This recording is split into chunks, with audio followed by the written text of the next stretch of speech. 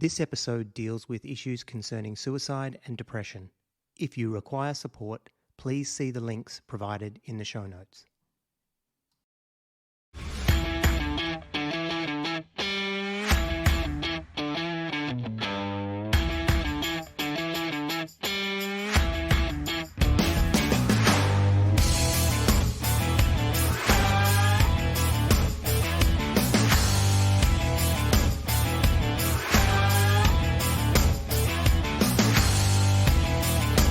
G'day everyone, welcome to I Was a Teenage Fundamentalist. My name is Troy and sitting right next to me is my co-host, partner in crime, dynamic duo.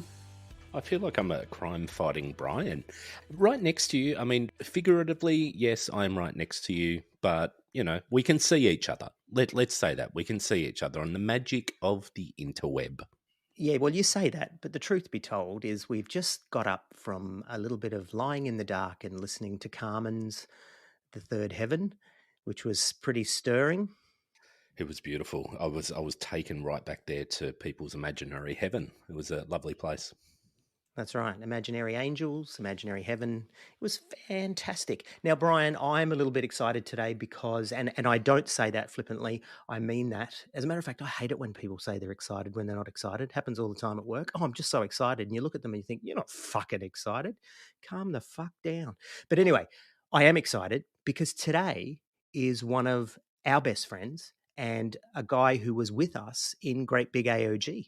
I'm excited too, and I genuinely say excited because we will take a bit of a trip down memory lane. This person is a bit of a legend. Like, we love him. We think he's a fantastic bloke, and we have journeyed with him through parts of his life, you know, some of those early days in Pentyland. We have caught up also in the last few years as well. Obviously not during COVID, but because that would be breaking the rules and stuff, but we have caught up. Troy, tell us, who is it? Well, it's Andrew. And Andrew is a really good friend of ours who journeyed with us at Great Big AOG. He was part of the youth group at Great Big AOG. He was also, from what I'm told, at Bible college with you, which was part of the Great Big AOG story. You know what? I'm going to stop introducing him and just say, Andrew, welcome to the podcast. Hey, g'day, fellas. Thanks for having me along. Oh, look, it's our pleasure. And yes, we will dig into some of those stories. We were at Bible college together. We both dug in and pressed into the Lord and, you know, all those sort of things. We prayed for revival together, and yeah, it was an amazing time. But you've got a really cool story, Andrew. That's the thing that the reason why we had you on, not just because you're our mate. You've had a really, really interesting story, a really interesting journey. And like us, you've got your share of good times, bad times, trauma, the whole bit. And we're really looking forward to hearing from you. Yeah. So why don't we start with you telling us who you are, what you do, and then maybe take us back. How did it all start for you becoming a fundamentalist? Were you, in fact, a teenage fundamentalist, or did this start a little bit later for you? Currently, I'm working in the UK with one of the top 200 corporations over here in the sector of aviation security. I started my teenage journey way back in Victoria, country Victoria, and a place called Bendigo.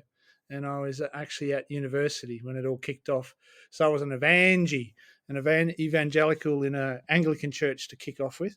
So I would have been about, I suppose about 19, 20, around there.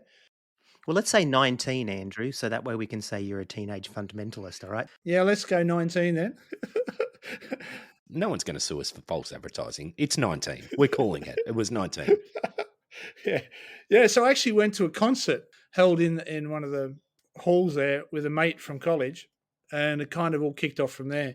And that's how I started. So, and I was part of a youth group in an Anglican church within Bendigo. From there, once I'd finished college, I then went down to Melbourne. And that part of that story is, as a teenage fundamentalist, I was not only moving away from a college life down to Melbourne, I had to find a new church. I was also going down to Melbourne to join the Australian Football League umpire cadets. So I'd been selected to go there and train and try out to become an AFL umpire. So this was all happening in the background. When you say college, what was college? What was the context of that? I was there and I was completing a 3-year diploma in health sciences to become a nurse. I didn't envisage myself to become a nurse, but that was the bigger plan was to do that, then work for a little while, and then maybe come back in and do physiotherapy. I particularly was focused on becoming a physiotherapist in sports medicine at the time, but that never eventuated. So once I'd finished the training, I then went down to Melbourne to hopefully become an AFL umpire. But in the background, there was all this stuff happening as well. So, Andrew, did you have a conversion experience before you came to Melbourne when you're in Bendigo? What you said you went to a concert. Did you, raise your hand, walk down the front? What happened there? No, I was there was none of there wasn't a Pentecostal altar call of any kind. Well, actually, there was when I think about it. Yeah, there was, but I didn't respond. I found myself stirred up by it, and I was a bit pissed off with some of the stuff he was saying. I don't know why, and it was kind of after that I then went back with him to meet his not his pastor but his rector, and we sat and had a meeting together, and he started to take me through. It was a very Anglican way of bringing you to the Lord. You say certain things, you say certain prayers, and at the end of that, it was like, okay, I'm now a Christian. So I did feel a bit lighter after going through that at the time, and then it was kind of back to school. Did you get baptized not long after that, or did that happen later on? That later on, yeah. Well, when you say you felt a bit lighter, what do you mean by that? Was this a physical thing? Was it a spiritual thing? Talk us through that. It was kind of, God, it's been so long ago. I haven't thought about this for a very, very long time. When I was in his office and he was taking me through these steps and confessing that Christ is Lord, Jesus is the Christ, stuff like that. At the end of that, I just remember feeling physically a weight had come off my shoulder. So from there, it was like, oh wow, I've done something. So it was a physical thing, and I suppose at that time, at the beginning of your journey, it was a spiritual awakening as well. So, but the lead up to that, these things that happened at college, in the conversations I had with my mate and his friend, who by the way was secretly praying for me, he revealed later on, to come to the Lord. So it wasn't a big thing like what happened in Big AOG, where you go down the front. It was very much a quiet in the background type of thing. You sit in the office, you go through these steps, you say the prayers, you've confessed him as Lord, and now you're it. Very British, very Anglican, not American at all. I No. understand. Which is interesting because Troy, when we've spoken before about the Toronto blessing, like we've spoken about the different aspects and expressions of it, and the expression I saw was a very American expression, really off-putting, and I was completely turned off by it. But Troy, you did have an Anglican experience of it, which was very similar. Andrew was there with me over in Yeah. the southeast of our city. We were going to an Anglican church, and I know he connected to the minister, very much as I did. So yeah, that we sort of shared that. Andrew, and I keep wanting to call you by your last name, and I won't. Andrew, because that was your nickname, right? So you landed in Melbourne. You said you needed to find a new church. How did you find a new church? What were you looking for, or did you sort of fall into it, or? Jesus led you there, didn't he? You've hit a trigger point for me. I can tell you the context at the time. I was in the battle dealing with my sexuality, which I was dealing with by myself. No one knew. I wasn't discussing this or expressing this with anyone. I ended up actually in a private psychiatric ward.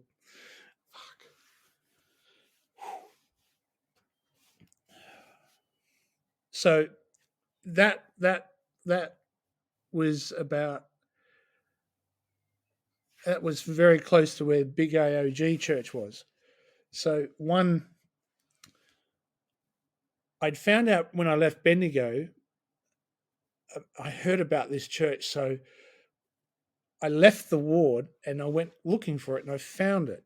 And so I went and attended one of the services. And it was kind of from there that the relationship with Big AOG started. But the background of that was one of that trauma of coming to terms with your sexuality at the same time. So I did. There was an altar call, and I went down, and they prayed for me. Oh God, there's all these memories coming back now. Did you respond to an altar call at that stage? Is that when that happened? Yeah, there was like a message came out. There's someone here, and I felt like it was speaking to me. So I went and responded to it. I felt really pulled and drawn. It was very strong and very compelling. So I did respond to it, but it's in a context of psychological upheaval is one word I'd use. Your whole mind is battling what's going on, and you're looking for relief. You're looking for escape, and so when I went down to the front and I responded again, this time a real visceral reaction to being able to release the pain of what I was going through. So do you feel like in hindsight, or even at the time, that the particular vulnerability that Yeah, through the issues that you were having around your mental health at the time yeah. contributed to you being more susceptible to going up the front? That's a really good question. When I was there, I mean, I'm watching the whole circus unfold around me. So the three fast songs, the three slow ones. You go into the shumbalumba, and then there's the word, and the message is interpreted, and then we get into the sermon, and then at the end we have the altar call, and there's that slow music again. So it kind of leads you. Oh, this seems like a okay, and they seem like pretty joyful, decent people. So I just kind of responded and went down. The guy who I caught up with after that was Pastor Jay from your youth group, and from there, that's where I started my speaking in tongues. He was pretty determined to get me to speak in tongues. So So the same night that you went down and responded. no, that was later. It was sort of like within a few days later. So I'd come back.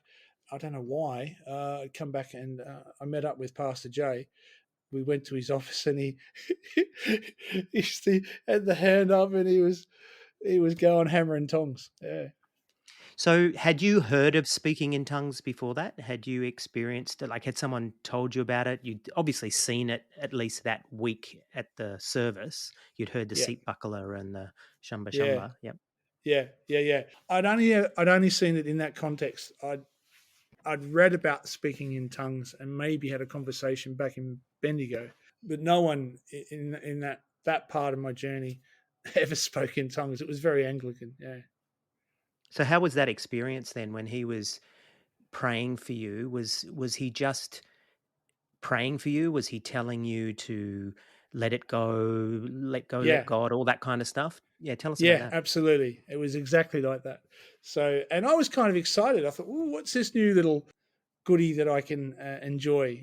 So, and it was part of it too was taking my mind off what I was dealing with psychologically. So it was kind of perhaps now I might be able to leave all of that behind and focus on something really good, and go down that path. Did you feel like you were, not only you're part of that experience of going up the front, accepting Jesus, speaking in tongues, all that, did you feel like you also had support, or was it just a distraction?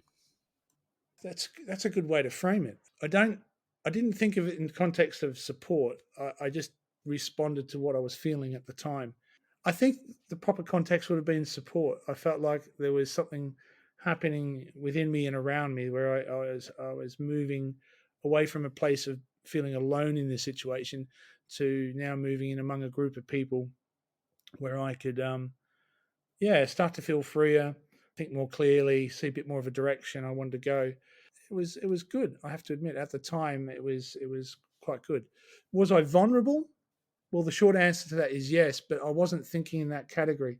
I wasn't thinking I was vulnerable. I was just simply responding to what was happening around me at the time. I wasn't trying to infer definitely that there was a manipulation or a preying on your vulnerability, because I do think that when when churches are good, like any support system, they are there to support you. Yeah. My personal experience, and I've spoken about this before in the pod, generally it's time limited. So because they'll start praying for you, and if there's not an answer to that prayer in the answer that they want for either releasing you from whatever issue you might be presenting with, well, time runs out and they move on to the next one. Yeah. So, yeah. Yeah. In a sense, when you're going down the front there like that and they see this new face that they haven't seen before, on their part is this excitement. Oh my God, we've got some fresh meat, and you could almost, the spiritual salivation going on. They're going to bring someone into the kingdom of God. So, that for them, that's exciting. Oh, we've got this new guy. And having that excitement around you, and then people coming up to you afterwards and maybe introducing you and saying hello, it was all kind of nice at the time, because I'm in a city by myself trying to become an AFL umpire, and then suddenly I'm discovering people being supportive. So did you commit to the church pretty much straight away, or was there a process that you went through to really sort of become part of the community there? There was a camp coming up, so I met Pastor J and I met Pastor B, who was the youth group leader at the time. And so after meeting Pastor B, I then was asked, "Would you like to come to camp?" So I did go to camp, and that was full on. It's not like an Anglican camp. They were the kids in that youth group, because that was the junior and the senior youth groups together at this camp in the middle of bloody whoop whoop. It was full on. I'd never seen anything like that. They had a guest speaker, and I just remember sitting back, and they were saying, well, "Let's pray." So I'd sit on and put my hands up and quietly go into prayer like an Anglican does. And these guys were shundabubbering and jumping up and going looking for the chandeliers. So I was I was completely, what the hell's going on here? So, but over the course of that camp, you do begin to form relationships and bonds with people. So that was kind of the beginning of really getting in to get to know people in the group. And it was after that I sort of decided to get more involved with the youth group. Can you remember what year that was? Ah, I think that was in the early 90s. So around 91, 92.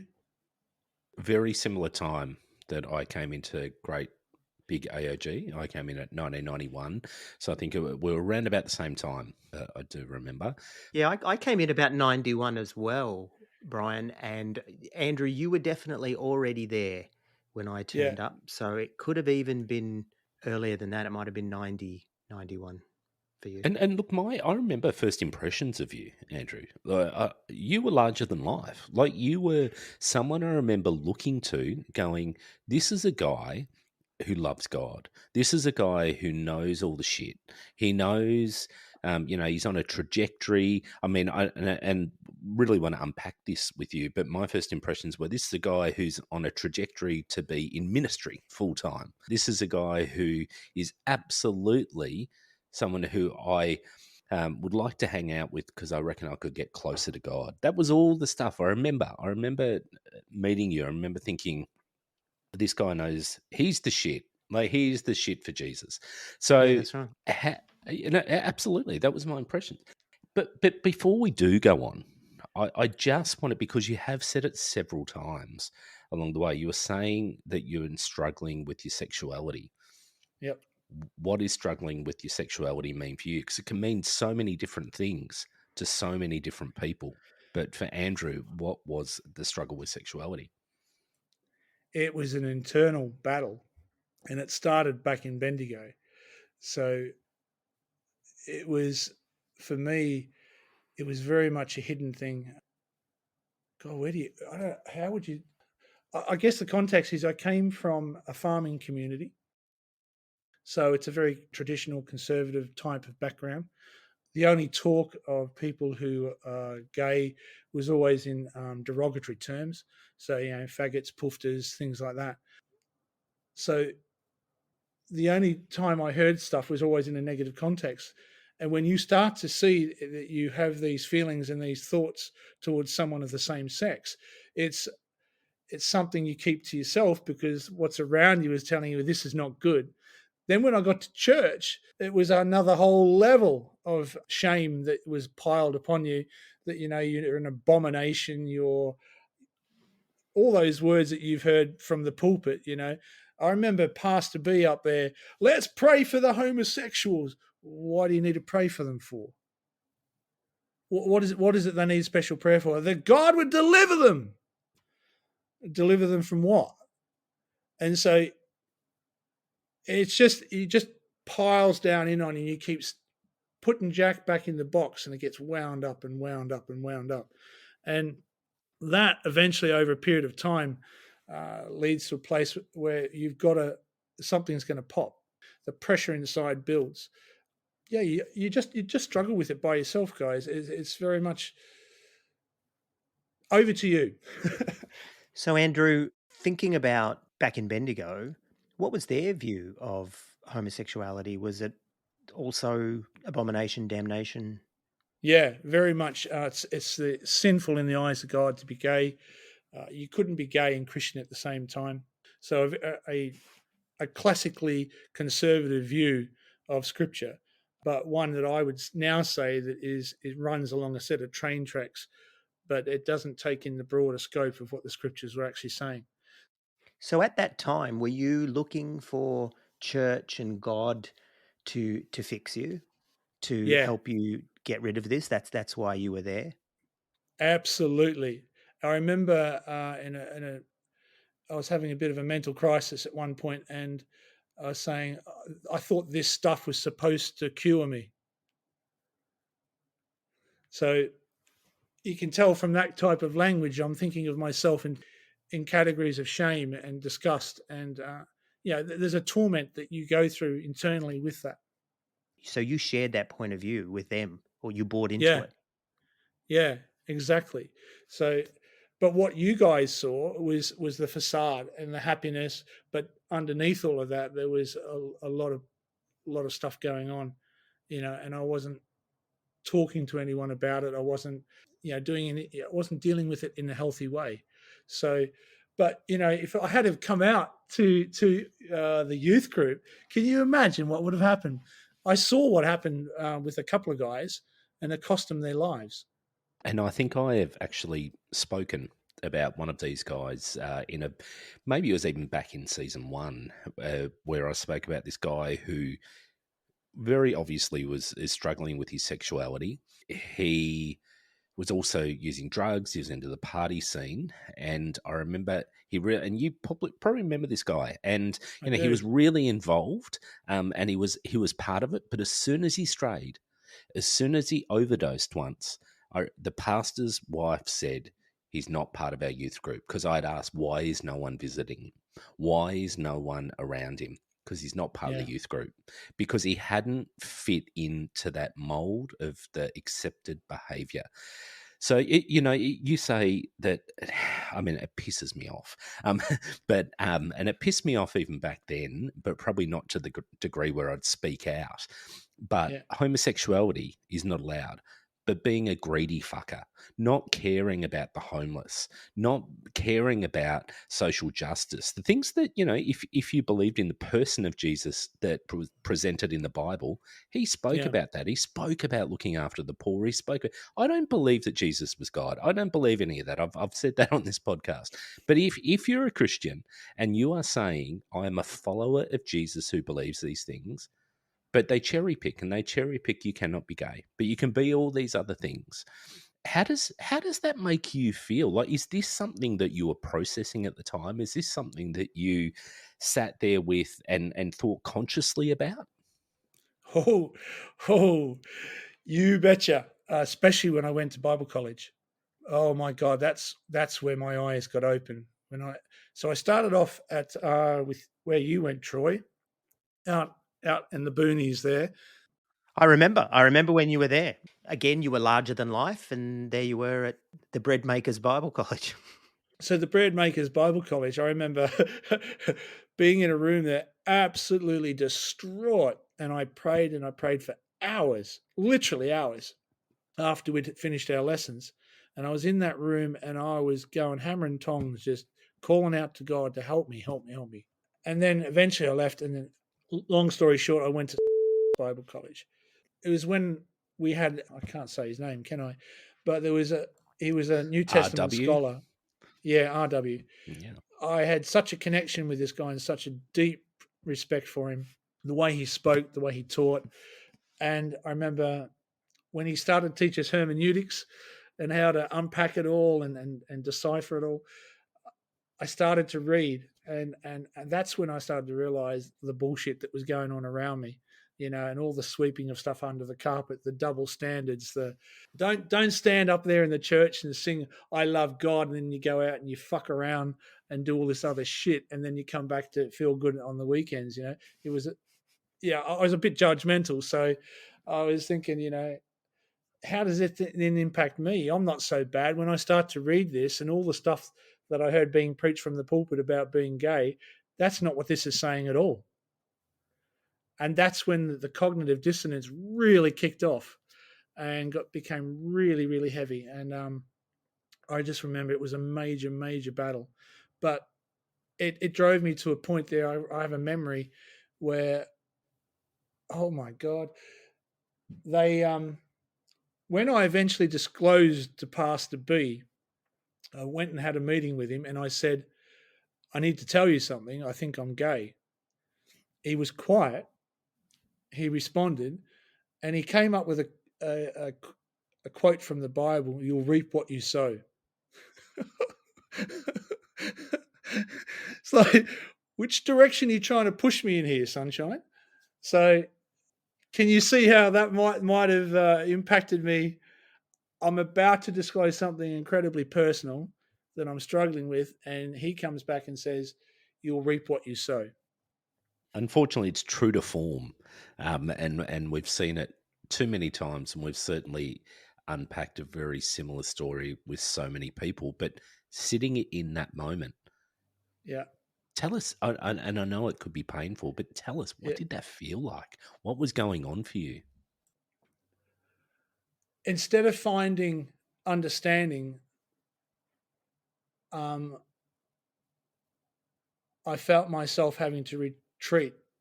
So it was this double thing. I wanted to be free, but I couldn't be, and I was being chained down again.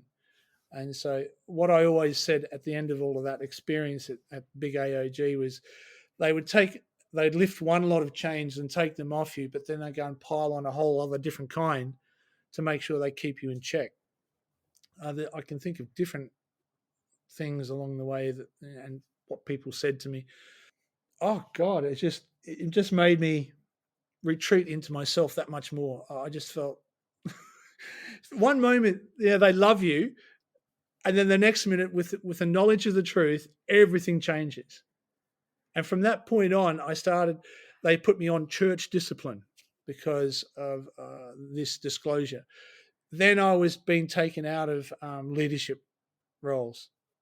So, what was the message from all of that? I'm sorry, sunshine, but you're not acceptable. So, Andrew, did this happen when you were at Bible college? Did this happen Yeah, before when at you were Bible at Bible college. college? Yeah. So you Yeah, went to them. So forgive me, and if you don't want to tell yeah. this, even anonymously, that's fine. Feel free to just we'll shunt this question. But were you acting on this? Were you is that what this was about, or was it was? You know what I'm saying? Did you go to them and say, "I'm gay and here's what I'm doing," or "I'm gay and here's what I'm struggling with, but I'm not actually doing anything"? What did they react to? Um, I think the first reaction is just to the word, because it brings up in their mindset, you're someone who's really bad. And then they try and reason with you and say, well, I love the sinner, but not the sin. I love you, Andrew, but I don't love this other part of you, which is mega BS. How do you separate your sexuality from who you are? Was I acting on it at the time? No. Um, but afterwards, yes, because I thought I've got to find out, is this right? Up to this point, it's just in my head. And then is it true? Do I go do I have an affinity with same-sex attraction? And the answer was yes, because believe it or not, around the corner from where the church was, there was a gay pub. And so I went there a number of times to go and check it out. And I even had a drink. So, and I met people there, and and I even went under a false name. Oh my God, I changed my name. So just in case I ran into them down the street and they called out my name, I wouldn't respond because it wasn't my normal name that I'd respond to. So there was all of this what's the word? I was still trying to come to terms with it, but getting more and more conflicted because of what I was feeling and thinking, the same-sex attraction, but it was clashing with this view that the Pentecostals have about being gay and a believer. So yeah, it was. Oh my God. I'm really sorry, Andrew. I'm really sorry that that happened. I'm sitting here listening to your story, and obviously, it all happened later on that it became public knowledge. But I think by that stage, I think I was gone. Well, they had me in cancelling their own version of conversion therapy. So I was meeting with the local church psychologist, and I was attending sessions for that, and that was a particularly painful time. And I was at Bible college, I think, at that, and it wasn't working. It was actually making things worse. It was like pouring fuel on the fire, and I got more and more distressed and traumatized by the whole thing. And eventually, I left the church, and then I tried again by going to the little place in, and that's when the shit really went down. That was the kind of stuff that really rips your heart out. So I remember breaking down there and having to leave, and I never went back. And so by this time, I'd met someone, and what was really the stark contrast, here I was in a place that says that loves God and God loves you. You're safe here. This is a sanctuary. You can be free here. But that's not what I found. What I found when I became, honest about who I am, and that was, I found exactly the opposite. I found pain. I found trauma. I found rejection. I found alienation, and this unique Pentecostal form of suppression and oppression. But where did I find the love? Where did I find the understanding? In the arms of another man who just took me as who I am, for what I am, told my story, where I was coming from, and it was just this. It was like night and day. What do you think it is? I often reflected on this while I was in the church, and I've reflected on it often after I've left the church, that homosexuality is seen as the greatest abomination. Like it's the Mm-hmm. greatest insult to God.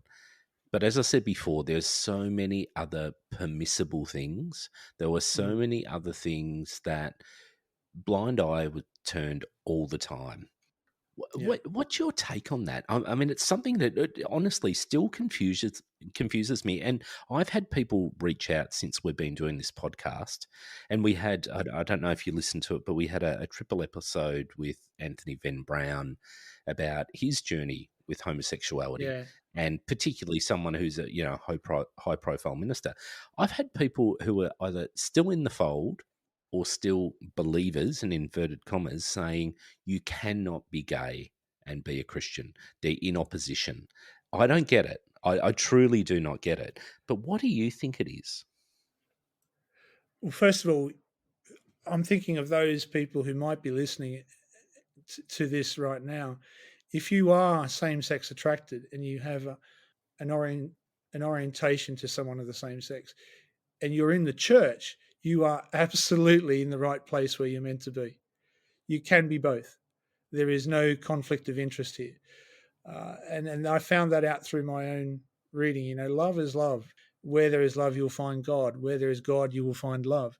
So if that's what's motivating you in your relationship with someone of the same sex, you're not in conflict with God. You're expressing Him through that love. But mind you, at the time when I was when I was leaving the church, I was still conflicted about that.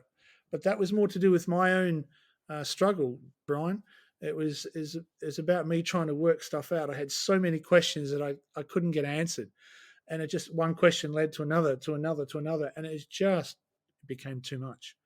And it wasn't until that day I decided. I said, no more questions. I'll just take this.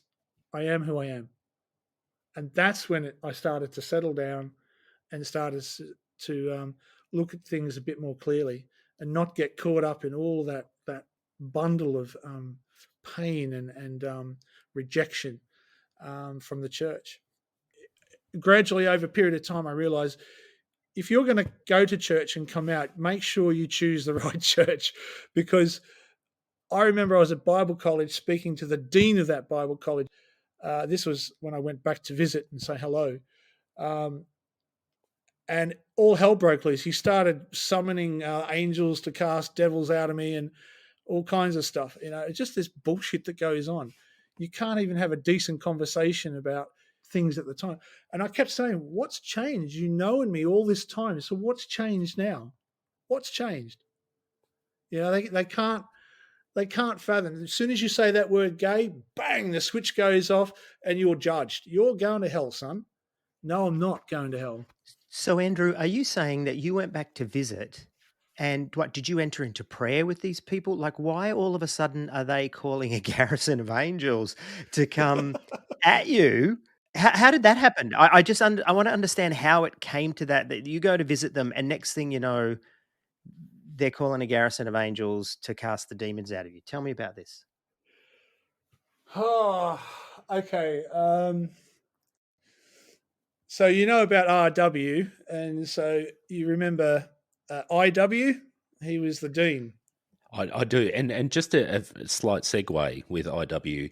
This was the same guy that I remember standing up in front of us at Bible College and saying that they should abolish the Medicare system, which is the same as the NHS in the UK, Yeah. because it stops the miracles of God happening. Because there's That's a right. safety. Yep, there is a safety net there for people, and if they didn't have that, then we would see a greater presence of God on earth. But I had to do that segue because I was sitting there thinking about it, going, "Fuck, that pissed me off," and I remember arguing it at the time. Back to you, Andrew. Yeah, so I went to talk to this guy, and I was talking about would it be safe for someone who was same-sex attracted to be able to have that conversation in a space like Bible college and not get hammered. And when that came up, there was another student who IW brought in, and I asked the question, if a young person came up to you now and disclosed to you that they were gay, how would you deal with it? And it was from there, Troy, that they called on the garrison of angels, And I remember IW just flew off. His voice, he got really loud. It was kind of aggressive as well. It was like he was in war mode. And I'm standing there and I'm just calmly saying, calm down. There's no devils here. You're talking to me. It's Andrew. You've always known me. But he was shunda runner, God, and he was going on. And I was like, there's no, you're not having to deal with the devil here. You're dealing with me. And that, for me, was a partially liberating moment, because I realized it was almost like an out of body experience where I was watching the reaction, and it was like what happened in that moment with IW in that little room, his office, was a reflection of the wider church's response to someone who's same-sex attracted. And someone who is gay, lesbian, transgender, bisexual, they're just being them. But this is what they're met with. I want to have a conversation. I want to try and reason with you. I want to understand what's happening with me, but you guys don't want to do that. You just want to judge me and you want to bury me. It's definitely difficult to bargain with Satan. which is obviously, who was he, who was behind all this. But this is what I mean, and I'm not looking for an answer. I guess I'm looking to raise the Yeah, question: is yeah. why the fuck is that such a focus? Why is the church so incredibly threatened by homosexuality or another view on sexuality? It's really interesting. I Mm. just Can I throw something in there, Brian? Because they're obsessed with sex. I mean, my story of the Revival Center and, and also, early days of Great Big AOG, they're obsessed with sex. They're obsessed with straight sex. They're obsessed with missionary position sex. I mean, we heard recently, we had Brie on telling us that she was told what positions to have sex in as a married woman. And all of a sudden, this, and that's how obsessed they are with that. And all of a sudden, this is an absolute aberration to them, So I think that's a big part of it. I'm not saying that's all of it, but definitely just the fact that it's so far removed from their ideas of the way you should and shouldn't be expressing your sexuality. It's just too much for them, I think. But they only think of the sexuality in the context of sex. And sexuality is not limited to sex. Sexuality is also about your love and how you care for someone of both sexes or however you gender identify. So, You're right, Andrew, because let's face it, homosexuality is not just about sex. And it's an unfortunate name, really, homosexuality, because yeah, it's much more than just sex, isn't it? Right. It's yeah. about love. It's about attraction. It's about companionship. It's about, desire. It's about so much more than just an It, act, just a genital to genital act. I guess what I'm trying to say is when I think about what was happening in the church context and how they view it, because they're so narrow minded to the sex, they don't understand it's about relationship. It's about the bonds that you form with people in a healthy way. You can have a good friendship with someone who's not gay, but they paint you as this sexual deviant, but you're not a sexual deviant. You are being your natural self, and they'll say what you have and what you do is unnatural, but it might be unnatural to them. But for the person who is same sex attracted, it's completely natural to be attracted to someone and to form a relationship and a trusting bond. So it's not just about sex, it's about love, it's about trust, it's about confidence, it's about being authentic, it's about being real. It's about no longer hiding, it's about embracing yourself and accepting yourself for who you are. And that from that point on, instead of surviving as a gay person in a straight world, you can now start to thrive. Get out there and be who you are. Doesn't, they had in the conversion therapy, all your woes, all your problems in life were because you were homosexual. Utter fucking bullshit. There is nothing wrong with you. If you've got an addiction, it's not because you're homosexual. If you've got broken relationships, it's not because you're homosexual. That's all I want to say. So, Andrew, you walked away from Great Big AOG, and then you Yeah. said you went to another small church. Yeah. They had an Exodus program, correct? Yeah. Like Yes. full blown Exodus gay conversion. Was it full gay conversion? Was it a watered down version of that? Tell us about what Oh, happened there. um, that was that experience was one of the most traumatic episodes in my life. I remember the guy who was appointed to cancel me. I met some of the other people who were in the program, um, and I've got to say, in reflection and hindsight now, as lovely as those people were, I've never seen more tortured souls in my life because of this idea that you have to be straight to be acceptable to God. What can I tell you? The guy who was cancelling me was attending another church at the time was called CCC, and he's previously was a male prostitute, and but he when I met him, he wasn't doing that anymore, and he had I think married. And I remember sitting there, and he asked a series of questions, and he hit some pretty important trigger points for me, I guess, at the time. And I had a breakdown right then and then, and I was howling my head off. Lo and behold, I didn't know that someone else had walked into the building that time, another pastor, and he relayed this story to me later. He said, I'd never heard such, he heard me crying, and he said, it was just coming from your soul. He said, you were in deep, deep pain. I left. I finally hit a place.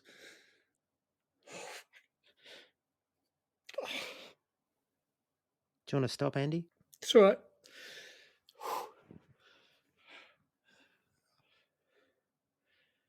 If ever there was a time where I felt a hole had opened up beneath me, it was that day.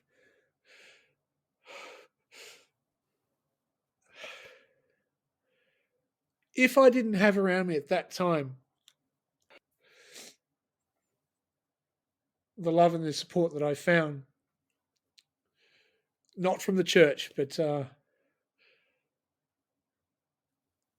I don't think I'd be here having this conversation with you.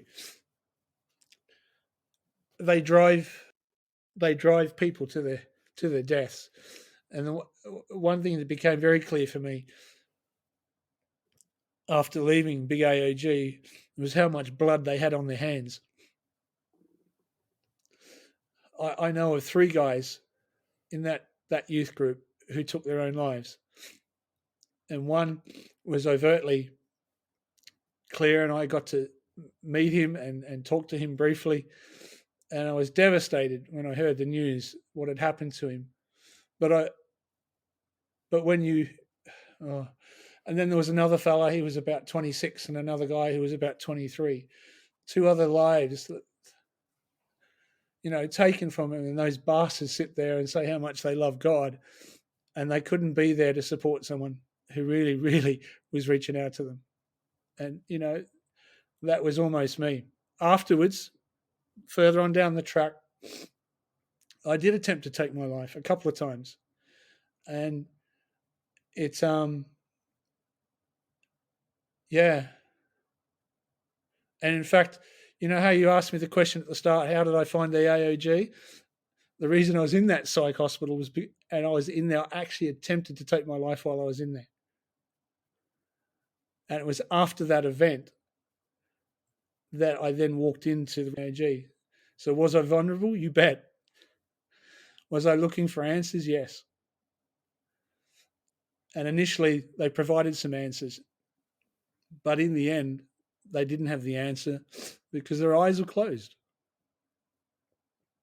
I can't even imagine what it would be like to sit in the place that you sat, of battling with your sexuality, with being told that it's wrong, being told by the keepers of salvation that you can't have both, that you must choose one. But one is so inherently part of you, it's in your DNA. Like, how do you Yeah. change that? And I think that's something you've felt and you've battled with. And I honestly cannot imagine it. And I think our listeners have heard the pain, the very real pain of 25 odd years on, maybe even longer, that pain is still so incredibly real.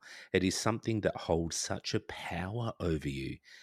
Is it something that you still feel angry about, bitter about, or is it something different for you? I don't know how to answer this one. And right now I'm actually thinking about people who might be listening. I do want to say things do get better. You start to unpack and you start to make sense of stuff once you get out of that environment, which is toxic to you. You have to leave the environment to start to make sense of what's been going on. It's that hindsight. It's looking back, and the further you get away, the better your view gets. The wider you start to see things. When you're in the middle of that storm, when it's happening, it's like a Ferris wheel going around 1,000 miles an hour, and there's all these things you're trying to do. You can't deal with it. You have to take yourself away, and you've got to take. It's an abusive environment. It's psychologically abusive. It's spiritually abusive. No one physically harmed me, or beat me, or but on a psychological and spiritual level, it was definitely abusive. So you've got to come away from that. And the pain, yeah, it's still there, but it does get better. It's moments like these when you go back and you go back and relive it. And I suppose you might say that's PTSD, post traumatic. And you can go and get some support and counselling for that, and to make sense of where you are. But what is absolutely and fundamentally correct and does not change, there is nothing wrong with you. There's certainly something wrong with them. It's really important when you come out, you first of all have to come to terms and accept yourself. Once you've overcome that hurdle, then you can talk to others. And you can choose wisely who you tell, because the people who you think are going to be there to love and support you, they won't. I remember guys coming up to me. I was at some bloody youth event. Where remember when Howard Brown came out for the Toronto Blessing? What was the venue they held it in? And that's where they had all the Youth Alive events as well. Remember? I remember being there. I forget what it was, but I had these guys. The knowledge was out what I was struggling with, and this guy came up and sat by beside me, and he started with all sincerity and intent to tell me, Andrew, and in the end, I just told him, mate, fuck off. You're not helping at all. Go away. So you do reach a point where you say enough's enough, and I'm not going to take this anymore. I don't have to take this laying down. No pun intended. I can stand and defend myself. And thank God for RW, because with those skills that he taught us, I was able then to stand and defend myself. And they don't like it. And in the end, they just write you off. And I was going to say that it's interesting. Like I don't know where he stood on this, but do you think RW was someone who was gay affirming? I had some, as part of my conversion, I was to meet with him. I don't know if you guys knew this. No, it was all very hush hush. And I would meet with him, and he'd spend time with me and mentor me. And he was the loveliest person. He had a heart of gold, he and his wife.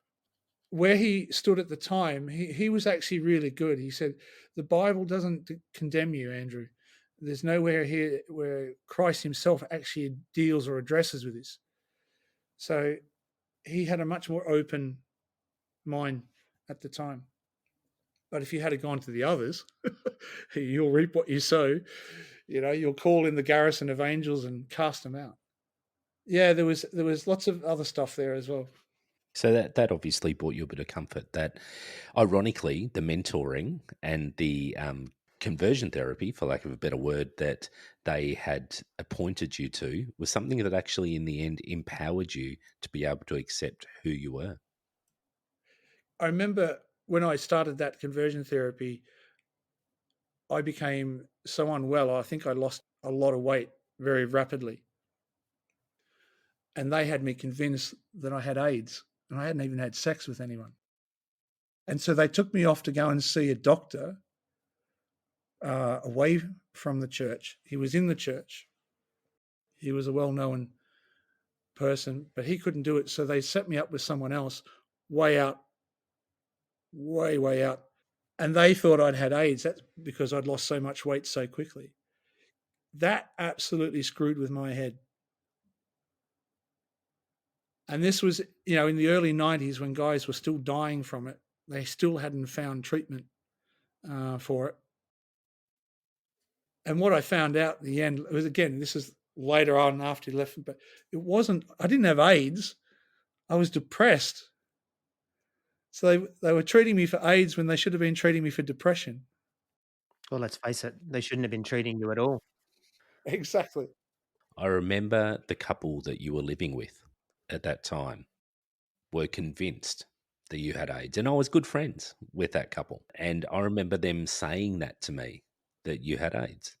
They perpetuated that myth. Yeah. It's interesting. No, I didn't. I didn't have AIDS at all. I was deeply, deeply depressed. Just so you know, I didn't think you did either, but it was part of the myth perpetuation. By that time, and you may remember, I had well left Great Big Yeah. AOG. I had gone to a more moderate. I was at the Baptist at the time, and Yeah. certainly experienced a bit more grace there than, or a significant amount more grace. So I didn't buy into that, but it was certain. I just guess I wanted to reflect that it is something that I'd heard too. Andrew, can we turn a corner? You forged a friendship with Anthony Van Brown, for example, and you must have Yep. found communities of people that could help you sort this out. What happened there? So when I left, I did try. I went back to a church in Melbourne that was basically all people who were gay and lesbian. It was just a tiny, tiny little place, but that ended up becoming rather traumatic as well. Um, and that was because one of the deacons there decided to fill me up and assault me in the middle of the church. So I left there. So I didn't find comfort and healing in a church setting. But what I did do is I tried to set up a community group for people who'd come from church backgrounds and begin that process together of talking this stuff through and starting to face it and confront it and move on from it.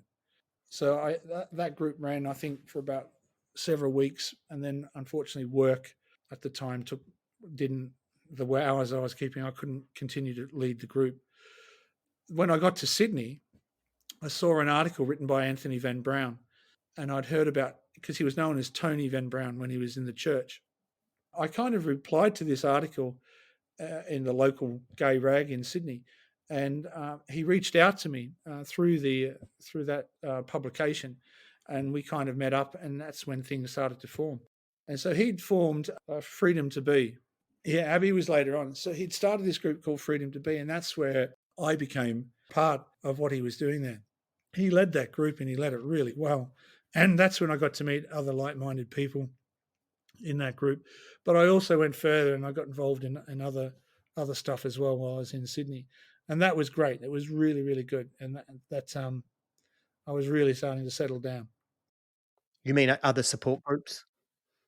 No, I mean I had to. There were times there was, you've seen some of the pain now, and I still had to deal with that, and I had to get a bit more support for that at different points. But that friendship with Anthony was crucial. The stuff that he was talking about, what he was sharing and imparting, was really, really good. He'd obviously been able to work through it, and it was resonating with me, more importantly. So to Anthony, I'm forever grateful. His part in helping me walk through and make sense of what was going on was really, really good. So yeah, deeply grateful for that. And what about accepting yourself? You had to come to a point where you said, there's nothing wrong with me. This is normal. When did that happen? Wow. I don't remember an actual point in time, Troy, when that happened. It was a process as far as I can remember.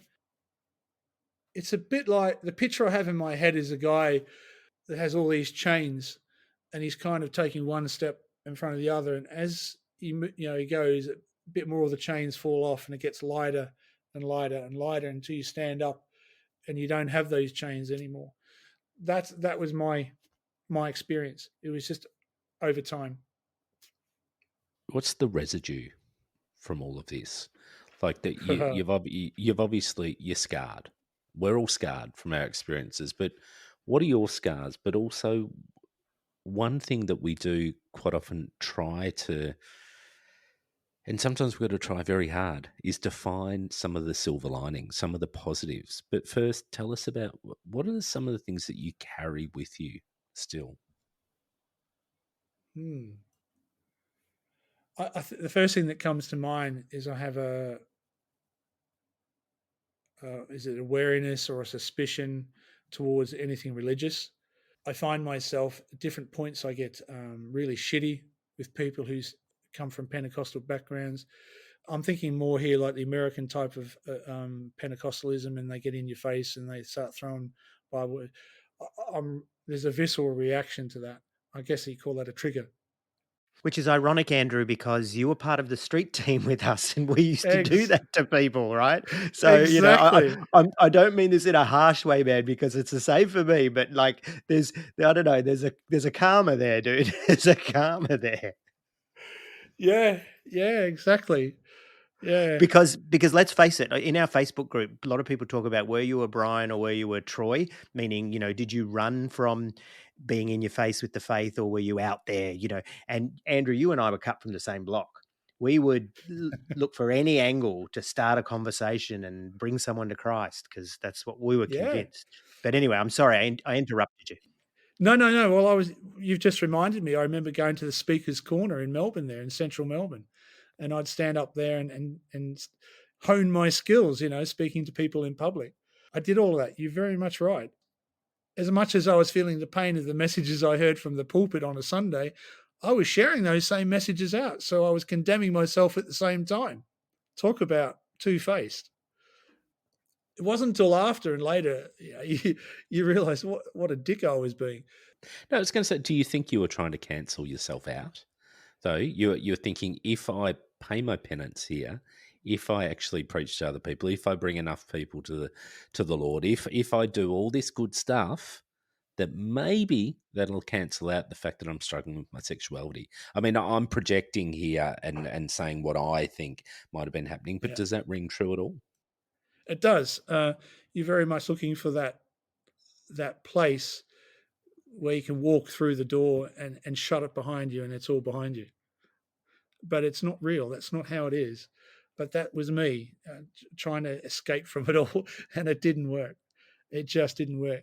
I wanted to say I had the conversion therapy set up at Big AOG.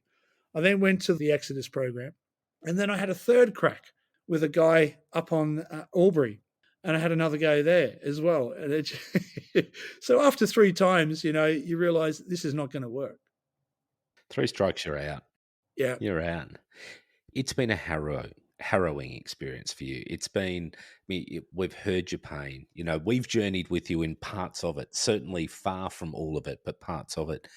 Is there any good stuff that has come from it? Is there anything that you actually look back on and go, any of it was good, or anything that you learned from that you go, these are things that I will take forward for the rest of my life? Or was it all just a steaming bucket of turds? No, there was definitely good parts in it. Some of the interactions you have with people along the way are really special. I think of yourselves. I especially loved getting on that motorbike first thing in the morning and heading off to Bible college. You're going through the cars there with you, Brian, and you're bumping their wing mirrors and you're going, sorry. That was great. I'd pray for them. I was praying for them. I also, the interaction with RW was particularly special. I had good moments there with Pastor B. I remember having a conversation. What sexual acts can you do as a Christian that are acceptable in the eyes of God? And he was telling me, so yeah, could you give blowjobs? Is that Christian enough or not Christian? Things like that. So we had these strange conversations. Yeah, the people I met, the community. I miss one of the things we had in the youth group was that you'd meet up and the times that they call it fellowship. Yeah, I miss some of that community. I got some of that when I left, and I participated in different groups within Sydney, and it was really, really good. I miss that now because I miss it. I remember, Andrew, you were there at some of the stories I've told in the podcast, like the time we were there and that person was slain in the spirit, and we started saying that they had a demon, and that person had a demon, and they fell down and started laughing, and you and another guy took over, and we had a whole exorcism to get this mocking spirit out of this person. Oh, that wasn't me. That was someone else. Yeah, that's right. It was another guy named Andrew. He was straight. Yeah. I would have been looking at his shoes and a handbag, surely. Oh, gold. So, I mean, you're scarred by this. There's so much shit that's happened. Do you have any belief in the other world, in anything spiritual, anything to do He's with trying to God? say God, Andrew. He's trying to say God. He doesn't like to say it. I fluctuate. It kind of depends what's happening at the time and where I'm at within in myself. What's the word? Agnostic. I want to believe there's something really good, and you can have a higher purpose. I like that idea, but I don't see it in practice. I still speak in tongues from time to time, and I find myself in bed at night, and suddenly just quietly, I'm going, "What's that all about?" And then there's other times I'm revolted by just the sight of religious people and how they dress themselves up and try and betray their piety and all that kind of thing. So yeah, I fluctuate. I remember meeting you in Hong Kong, Troy, and you asked me that question, and you said it's kind of where you at now, and I think it was a similar type of answer. Maybe you could share it, but I was kind of still processing stuff, and I think I always will. To be honest with you, I'll be always processing. I was in an angry atheist stage there, so I just wanted to hear you saying that was all fucking bullshit. That's all I wanted Yeah. from you. Anything less than that was not going to fly, Andrew. Even sitting in the mid levels of Hong Kong. Yeah, I've still got the photos of where we went to hang out and have something to eat and drink. And now, it's like I take away from that whole experience of the religious phase or the church phase. There are some genuinely very good people. If there's anything I've taken away from it, is I can spot the genuine ones who have a good heart. That's what I'm trying to say. Have a good heart. The rest of them, whatever they're at, they're at. But there's very few that are the genuine deal. I think one thing that's sort of interesting for us is, and when we caught up a number of years back pre-COVID, I think, to some degree we're trauma bonded, like we've all gone through it. It's Yeah, it's like being, comrades, brothers in arms. We've been in the foxholes, so to speak. And I think in that sense, and I've got revival center people as well who are very similar, that I connect with because they get it and they understand it. yeah, And whilst it's not something you'd wish on anyone, at the same time, we have got these relationships and these friendships and other people that can understand. And I dare say that's partly what the Facebook group is about, because people come along and they sort of understand each other. And when I've heard some of the talk about PTSD, dealing with my own PTSD, I've done a lot of reading and yeah, therapy and those kinds of things. And there is a part of belonging. And when you're with people that can understand, that's when you come alive, oftentimes, depending on what your trauma is. When you're in a group of others who feel the same way, can understand, then you can start to open up, you can start to pour it out. And I think that's what we unexpectedly stumbled upon with the podcast. But I want to say one more thing, Andrew, before I stop monologuing, and that's, we really love you, man. And from the start of this, I knew we were going to get you on the podcast, not right. just because you've got a story to tell, but because, you're one of us. And also, you've got a really good radio voice, to be honest. Oh, that's the first time I've heard that. Well, I remember, Troy, you were as an evangelist. That was your thing.